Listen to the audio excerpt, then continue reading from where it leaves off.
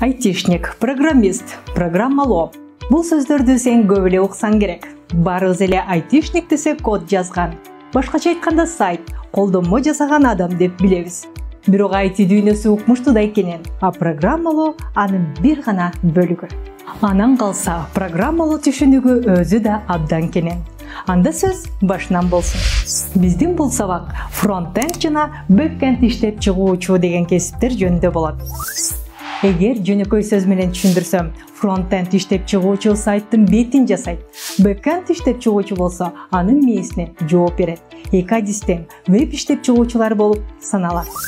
Фронтенд бул сайт же колдонмонун бизге көрүнгөн жагы.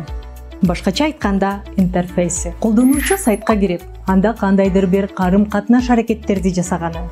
Мисалы, баарыбызга белгилүү Инстаграмды алсак, ага сүрөт жүктөп, башкалардын сүрөтүнө лайк басып, же комментарий жазууга мүмкүнчүлүк берген функциялардын баарын фронтенд иштеп чыгуучу жасаган.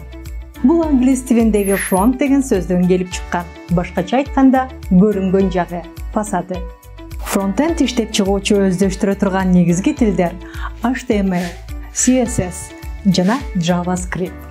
HTML бул тилде сайттын же колдонмонун бетинин түзүлүшү жазылат. Баш тема, абзацтар, тизме жана башкалар. CSS документтин тышкы келбетин сүрөттөй турган тил. CSS коддун жардамы менен браузер элементтерди бетке кантип чыгаруу керектигин түшүнөт.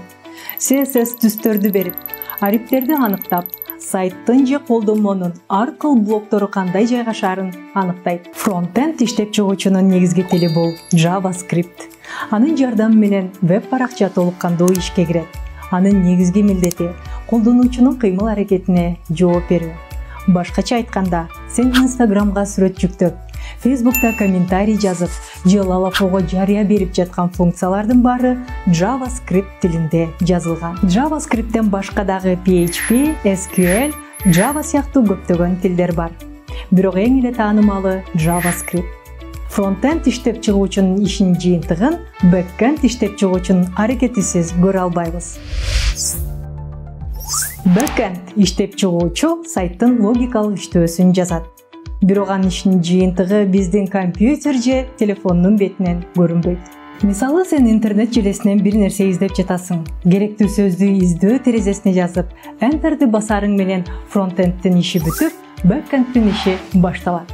Сен сурооң издөө алгоритмдери жайгашкан Google же Яндекстин серверине жөнөтүлөт. Ал эми сен издеген маалымат мониторго чыккандан кийин кайрадан фронтендтин зонасына келдиң. Бэкенд иштеп чыгуучу сайт же тиркеменин бардык функцияларынын, анын логикасынын так жана туура иштөөсүнө жооп берет.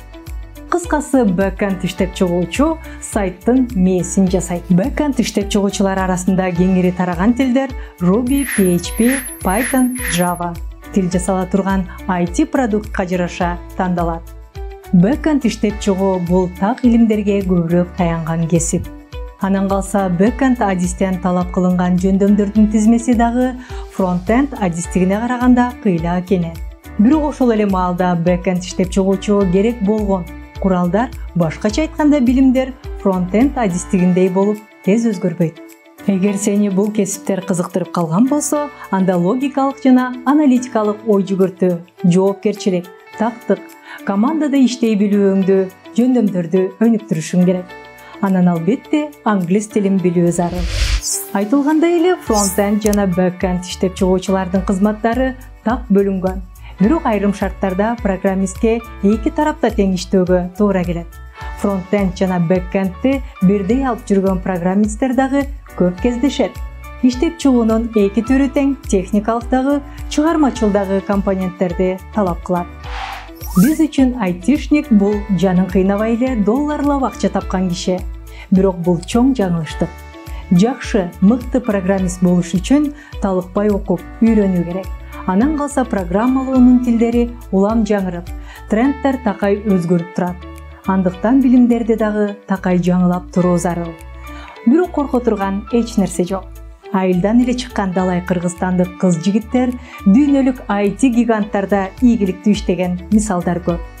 А биз болсо, кийинки сабактарда азыр суроо талап чоң болгон IT жана санарип кесиптердин башка түрлөрү жөнүндө айтып беребиз. Биздин сабактарды көрүп, сен санарип дүйнөдөгү өзүңө жаккан жакын кесипти тандап аласың деп ишенебиз. Анткени азыр үйдө олтуруп эле дүйнөнү багынткан заман келди.